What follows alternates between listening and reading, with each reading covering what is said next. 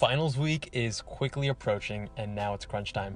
How you decide to manage your time and plan your studying over the next couple of weeks will dictate how you perform on exam day. Stay tuned for 6 tips to help you ace your final exams.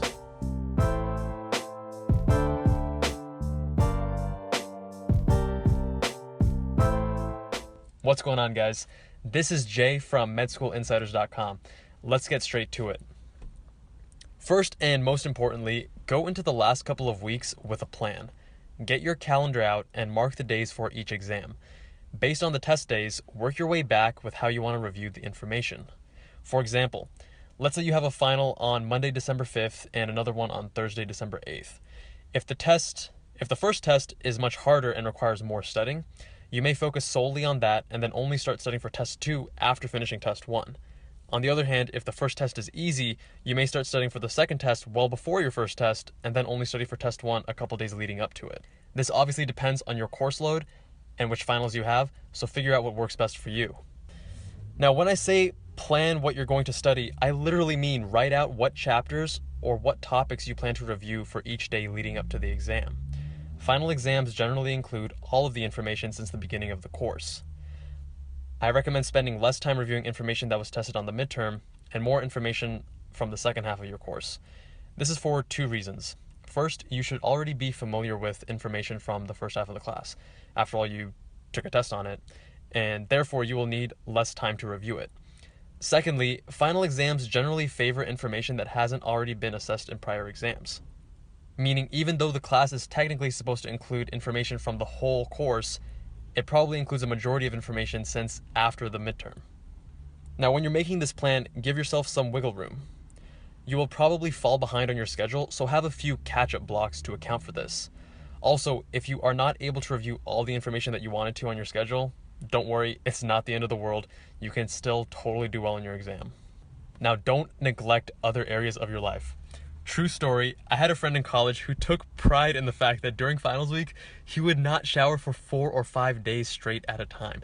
That is disgusting. Please do not do this.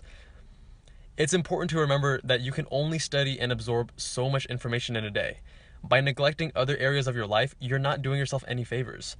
Remember, you have to be well-rested, well-fed, healthy, and not stinky to maximize return on your studying and also performance come test day.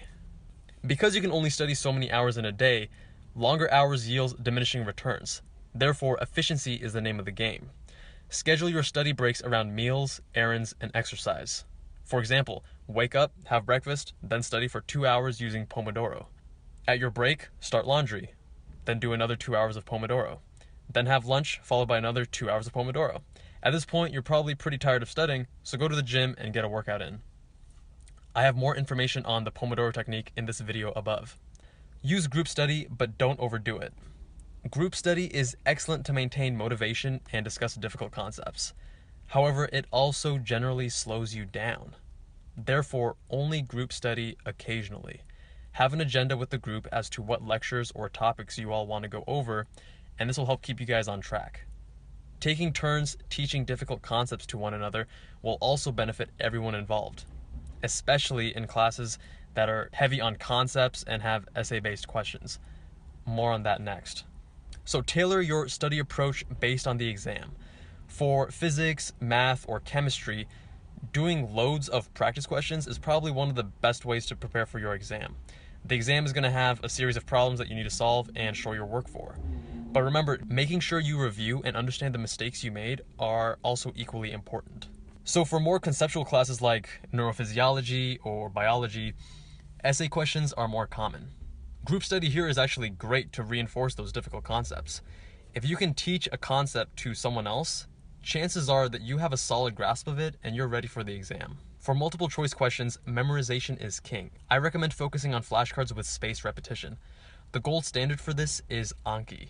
It's a free software for your computer, and I go over how to use it in this video above. Be sure to do your scheduled Anki cards every single day. Waiting until the last couple of days defeats the purpose of spaced repetition. I talked briefly about spaced repetition and incorporating Anki into your study routine in this video above. No all-nighters. Do not fall into the trap of thinking that pulling an all-nighter is the best way to improve your test score. In very, very rare situations is it ever a good idea to deprive yourself of significant sleep before an exam. It's more important for you to be sharp than for you to be cramming before your test. You'll be tired while studying and during test day. Additionally, you lose out on the benefits of REM sleep, which actually helps consolidate information you learned. Which brings me to another point. Going back to scheduling your study times and breaks, I recommend you study right before sleeping for this exact benefit. Information learned right before bed has greater rates of retention. Use this to your advantage. Alright guys, that is it for this video. If you found any of these tips helpful, please press the like button. New videos are coming out every week. Hit that subscribe button if you have not already, and I will see you guys in that next one.